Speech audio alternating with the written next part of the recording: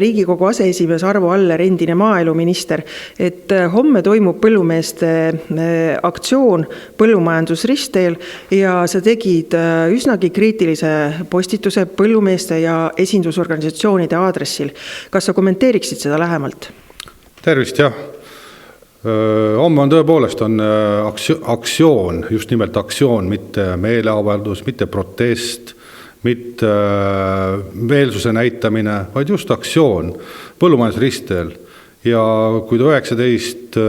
märts nüüd toimub, siis täna tulid ka teated, et seal osalevad ka minister. Riigikogu maaelukomisjoni esimees on selle heaks kiitnud, et väga õiget asja teete. Aga minu hinnangul see näitab seda, et poliitikud kaaperdasid, varastasid selle aktsiooni endale. Nüüd, kus me oleme?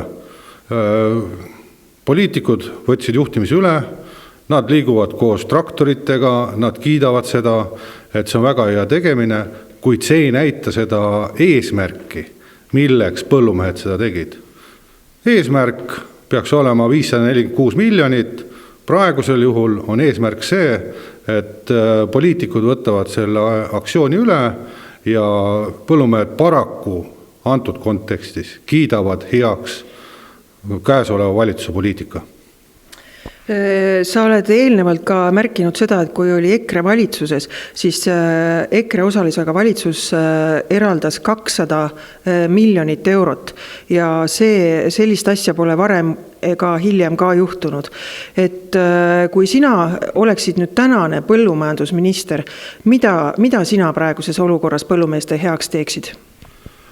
No praegust olukorras on ikkagi see 546 miljonit on kõige tähtsam, mis on vaja kindlalt öelda ministril ja öelda rahandusministril, et see läheb põllumajandusse. Praegu tulevad nii segased hinnangud, nii segased otsused, et tegelikult ei tea mitte keegi, kuhu see läheb. Paraku põllumeeste väljendusviis hetkel on väga pehme, et aastal 2019 oli küsimus 5 miljonis, mis top-upile jäi too hetk lisamata, kuid leiti lahendus ja leiti 5 miljonit raha. Siis oli põllumeeste ühine eesmärk oli 5 miljonit. Praegu ma näen, see 546 miljonit ei ole nende ühist eesmärki. Neid ei ole tulnud ei Toompeale. Me teeme hästi leebe iseenda näitamise. Põllumehed on tublid toidutootjad, mitte keegi ei kahtlegi selles. Kuid me peame näitama seda, et me ise oleme väärt seda tunnustust ja seda tunnustust, et see 546 miljonit tuleks toidutootmisse ja põllumajandusse. Jah, tõepoolest, et väljendusviis põllumeestel on väga pehme, et nad on ütelnud, et nad ei vaja mitte abi, vaid kindlust. Ja ometi lisandub iga aastaga juurde nii kliimanõudeid kui muid nõudeid, millele oleks ka ju vaja tegelikult katteks rahalisi vahendeid. Just nimelt, et Euroopa Komisjon Euroopa Liidust tulevad nõuded ja paraku enamus on seotud põllumajanduse keskkonnaga. Tegelikult põllumehed ei ole looduse reostajad, pigem on nad väärtuste loojad, mis tähendab seda, et nad loovad meie rohebaasi, nad loovad süsiniku sidumist läbi iga-aastaste külvide ja teraviljade kasvatamise ja rohelise taimkatte hoidmise, et nad on väärtuste loojad. Ja kui me tahame, et see väärtus säiliks, siis need väärtuse loojad peaksid ise jõulisemalt ja nähtavamalt olema nii Riigikogu ees, teede peal, on ta siis teede blokeerimisega. Euroopa näitas, kõik on võimalik ja seda tuleb ka Eestis teha. Tundub ikkagi, et meil ei ole veel nii halvasti. Küsin ka veel selle kohta, et Eesti põllumehed on olnud Euroopa Liidus kogu aeg ebavõrdses seisus võrreldes siis nii-öelda vanade Euroopa Liidu riikidega ja aastaks 2027 see toetuse osa veelgi väheneb.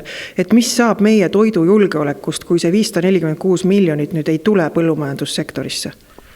No paraku on see, et siis sellisel juhul osa toidutootjaid peavad lõpetama, ehk siis praegusel juhul see 546 on oluline osa nende iga-aastasest sissetulekust, mis aitab leevendada ilmastikumõjusid, mis aitab leevendada saagikadusid, mis aitab leevendada ka mingil määral loomataudisid, aga see sissetuleku vähenemine on üks kõige suuremaid probleeme meie põllumajanduses.